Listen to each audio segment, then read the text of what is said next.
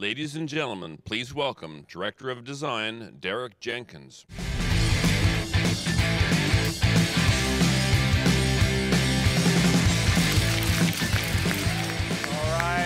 All right, we've got a good crowd tonight, obviously.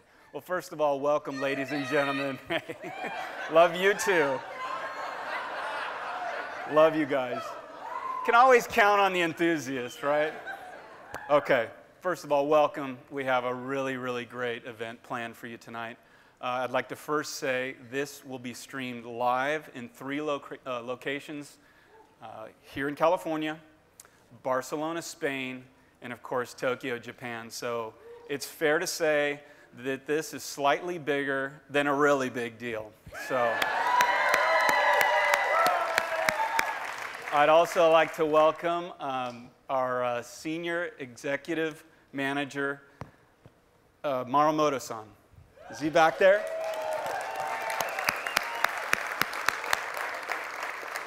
He's also a really big deal. So we're so glad you could come out here and be with us on this very special occasion.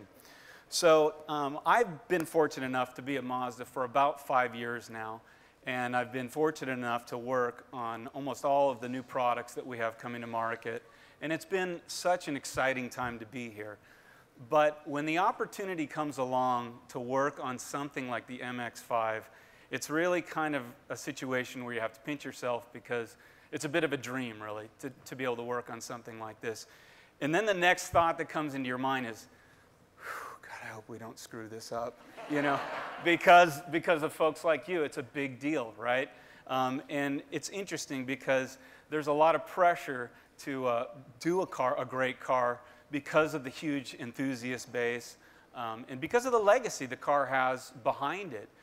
You know, what Bob Hall and Tom Matano set in motion in 1989 really had a profound impact on the overall car industry in that it let the car industry kind of breathe again, get back to its roots, focus on cars that were really about enthusiasm, passion, emotion. So some really great cars followed the MX-5, but none were really quite like the MX-5, right? The MX-5 was all about that fun to drive, like nothing before. And we're so lucky at Mazda to have such an icon. And I know that word gets thrown around a lot, but I believe it's absolutely valid and deserving, and I hope you guys agree. Good. So, needless to say, the pressure was high, and we wanted to focus on really how to really keep that core DNA that is the MX-5, really focus on that quintessential roadster that everybody loves. So the pressure was very high.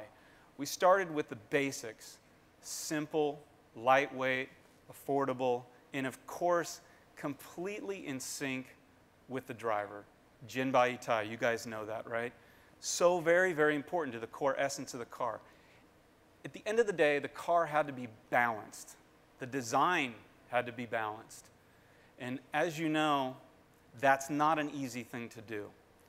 On one hand, you go too far, you go too radical, you go too modern with the car, and you run the risk of alienating the enthusiasts. You run the risk of the car losing what the core essence is all about.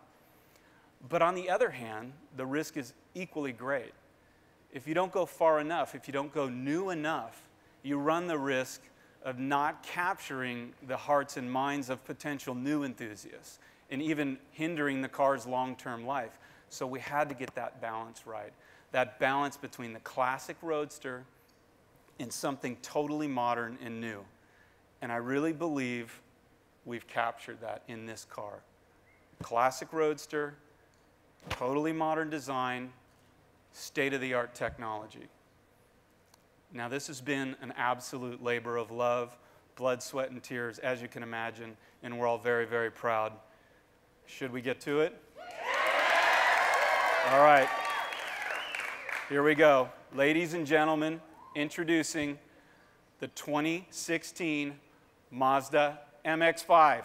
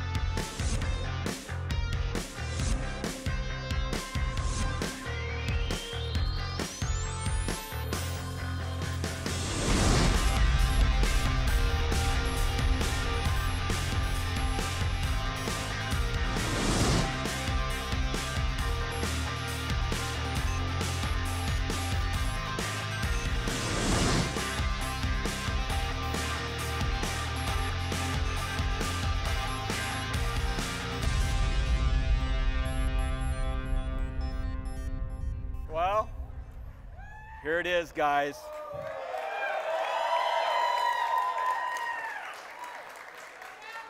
So, never before in the history of this car has the jump from generation to generation been so profound as it is with this car. And I'd like to just point out some key aspects that have made that possible. As you can see, the car is clearly wider and lower than today's car.